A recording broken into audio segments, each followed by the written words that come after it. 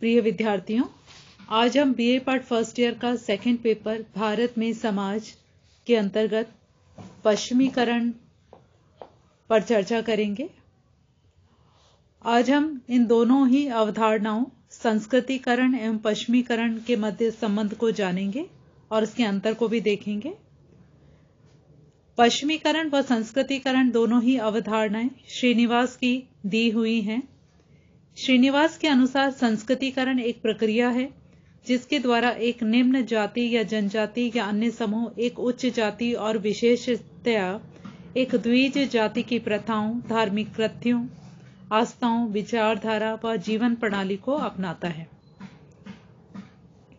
जबकि पश्चिमीकरण श्रीनिवास के अनुसार पश्चिमी संस्कृति विशेषतया ब्रिटिश संस्कृति के साथ संपर्क के फलस्वरूप होने वाले परिवर्तनों को पश्चिमीकरण की संज्ञा दी जाती है। श्रीनिवास के अनुसार विभिन्न जातियों, विशेष रूप से उच्च जातियों ने ब्रिटिश लोगों की विभिन्न सांस्कृतिक विशेषताओं को व विज्ञान, प्रौद्योगिकी, शिक्षा, विचार और अनेक मूल्यों को अपनाया है। दोनों अवधारणाएं एक दूसरे से संबंधित हैं। संस्कृतिकरण की प्रक्रिया को पश्चिमीकरण से प्रोत्साहन या बढ़ावा मिला है, जैसे धार्मिक कथाएं, महापुरुषों की जीवनियां, संतों के प्रवचन, हरि कथा आदि के प्रचार प्रसार के लिए प्रेस, पुस्तकें, चलचित्र, माइक्रोफोन आदि का उपयोग किया जाता है। इसमें धार्मिक कथाओं, प्रवचन आदि को संस्कृतिकरण का विषय कहा जा सकता है, जबकि प्रेस, माइक्रोफोन, पुस्तकें आदि पश्चिमीकरण या प्रौद्योगिकी का प्रभाव है। इस प्रकार भारतीय समाज में यद्यपि दोनों प्रक्रियाएं साथ साथ चलती हैं, फिर भी दोनों में पर्याप्त अंतर है। अब हम देखते हैं संस्कृतिकरण और पश्चिमीकरण में अंतर।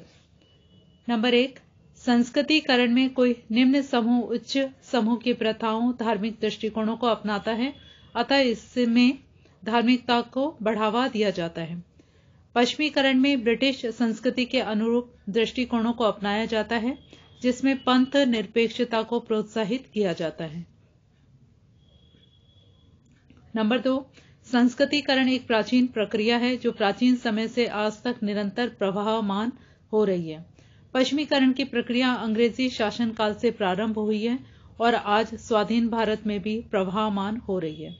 नंबर 3, संस्कृतिकरण में आस्तिक जीवन प्रणाली पर आग्रह होने से मांस, मदिरा आदि का प्रयोग वर्जित माना जाता है, क्योंकि इसमें निम्न जातियां द्विज जातियों की प्रणाली को अपनाती हैं।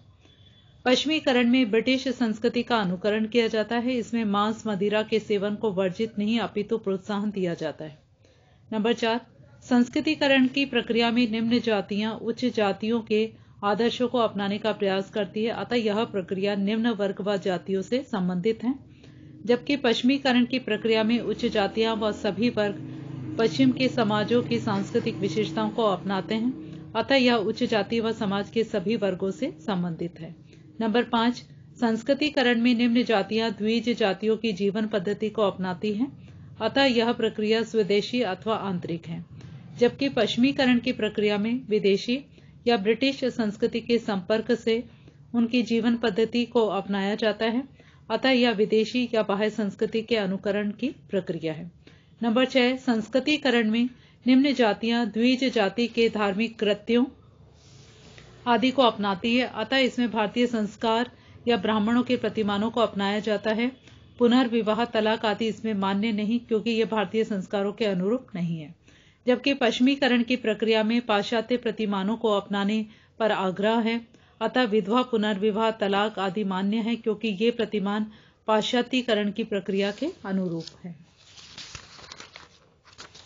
नंबर 7, संस्कृतिकरण की प्रक्रिया में निम्न जातियां या अन्य समूह द्विज या उच्च जाति की विचारधाराओं को अपनाते हैं, अतः ये आदर्श सर्वत्र समान नहीं है, बल्कि विभिन्न जातियां इसके आदर्श हैं। जबकि पश्चिमीकरण की प्रक्रिया में पश्चिमी संस्कृति विशेषतया अंग्रेजी संस्कृति की विशेषताओं को अपनाया जाता है, अतः अंग्रेजी आदर्श ही संपूर्ण भारत में स्वीकार्य है। नंबर 8, संस्कृतिकरण में निम्न जाति द्वारा उच्च जाति के आदर्शों, धार्मिक कृत्यों को अपनाया जाता है, अतः इसमें रूढ़िवादिता पाई जाती है। पश्चिमीकरण की प्रक्रिया में ब्रिटिश प्रौद्योगिकी, विचारों व मूल्यों आदि को अपनाया जाता है, अतः इसमें तार्किकता पाई जाती है।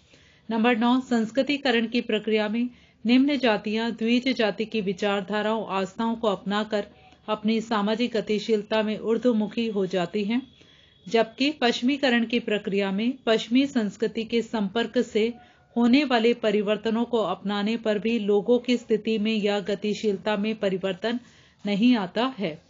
नंबर 10, संस्कृतिकरण में द्विज जातियों की धार्मिक प्रथाओं, कृत्यों व जीवन प्रणाली को निम्न जाति द्वारा अपनाया जाता है, जिसमें तर्कवाद के लिए कोई स्थान नहीं है, जबकि पश्चिमीकरण की अवधारणा मानवतावाद और बुद्धिवाद के मूल्यों पर आधारित है, जिसमें धार्मिकता को कोई स्थान नहीं है।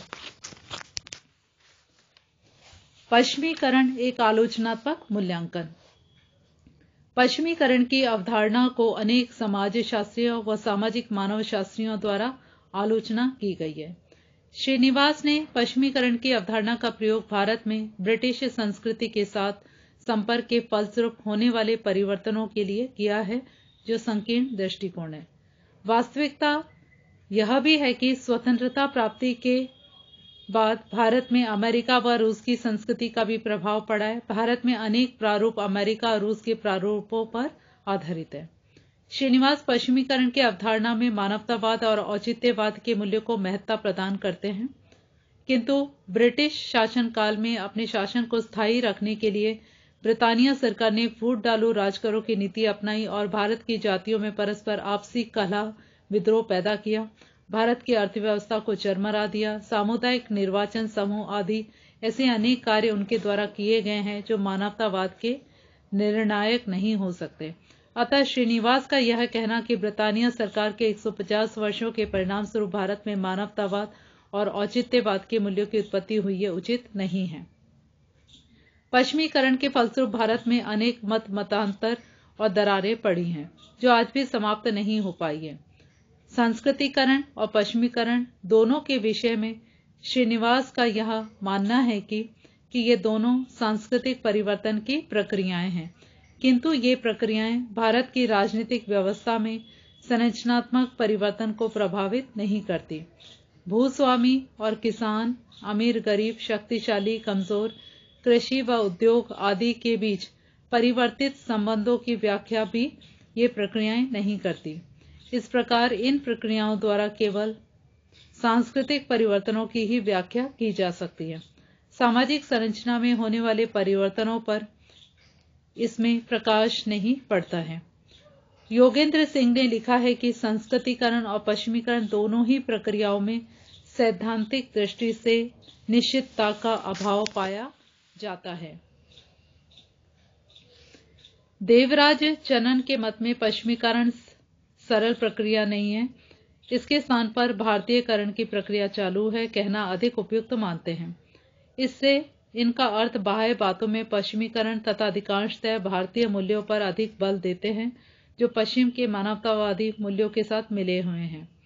योगेंद्र सिंह का मानना है कि भारत में नवीन अभिजात वर्ग के लिए पश्चिमीकरण एक निंदनीय अर्थ रखता है, क्योंकि पश्चिम के द्वारा एक औपनिवेशिक शासन का उदय हुआ है।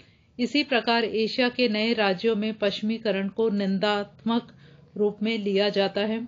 लर्नर के मत में भी पश्चिमीकरण अनुपयुक्त संप्रत्यय है। इस प्रकार अनेक विद्वानों द्वारा पश्चिमीकरण की आलोचना की गई है। धन्यवाद।